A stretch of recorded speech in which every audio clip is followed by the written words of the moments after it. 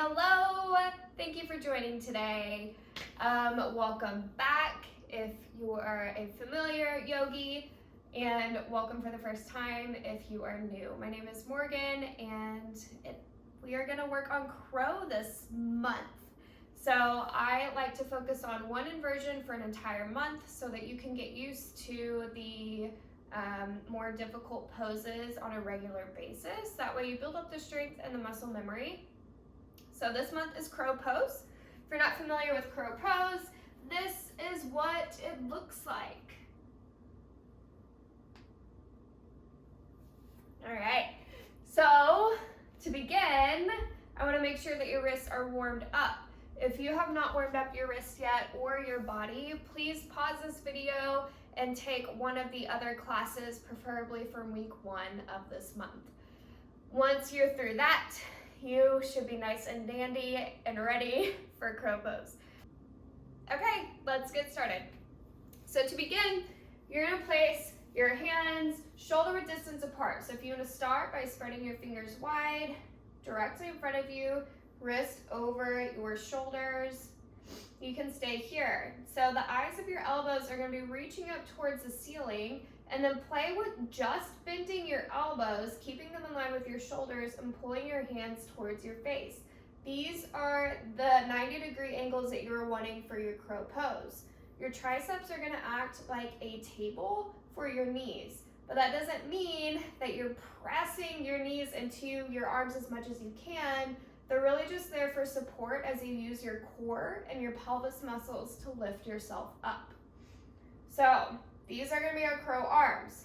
Place your hands down underneath your shoulders on your mat to begin.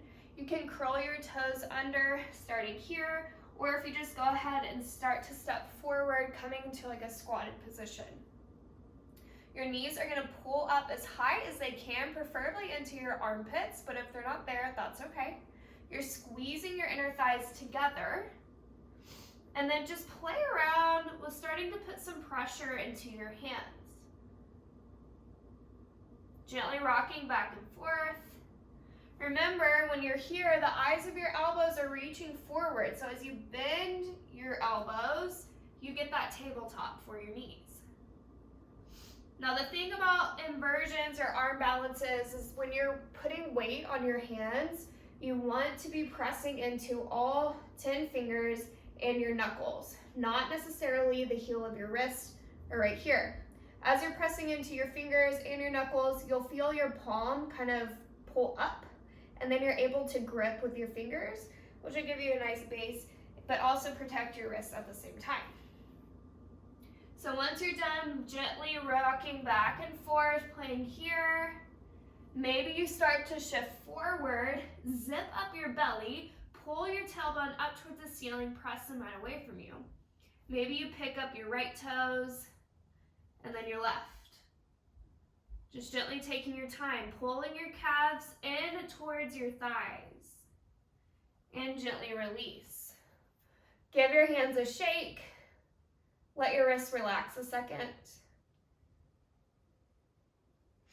And then this time we'll prepare to fly. Now remember, if what you did just now was super challenging for you, and that's your max today, that is completely fine. Just work on those steps. If you're ready for more, know if you are, know if you're not, and listen to your body. But if you are, we'll start to fly, okay? So same thing, press all 10 fingers in, eyes of elbows looking forward, knees towards your armpits. Squeeze your inner thighs together. Everything is tight, so you're light. Pull one foot up towards your booty, and then the other. Hold as long as you can. Squeeze your shoulder blades together, lift up, and gently release. Nice. So getting up into that crow pose can be very difficult, especially if your knees aren't pulled in. Now what I just showed you is the proper way for crow pose. There is a slightly modified version if what I just showed you was like an absolutely not, but you can still fly a little bit, it just feels off. So the other option is flying frog. Now flying frog is basically the same thing except your knees are on the outside.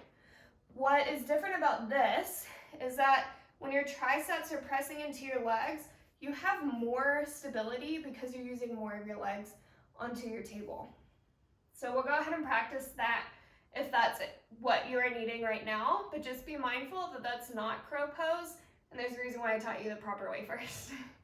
So place your hands down, same thing here, except instead of pulling your knees into your armpits, they're on the outside of your arms up towards your shoulders. Shift your weight forward, and maybe pull up your feet.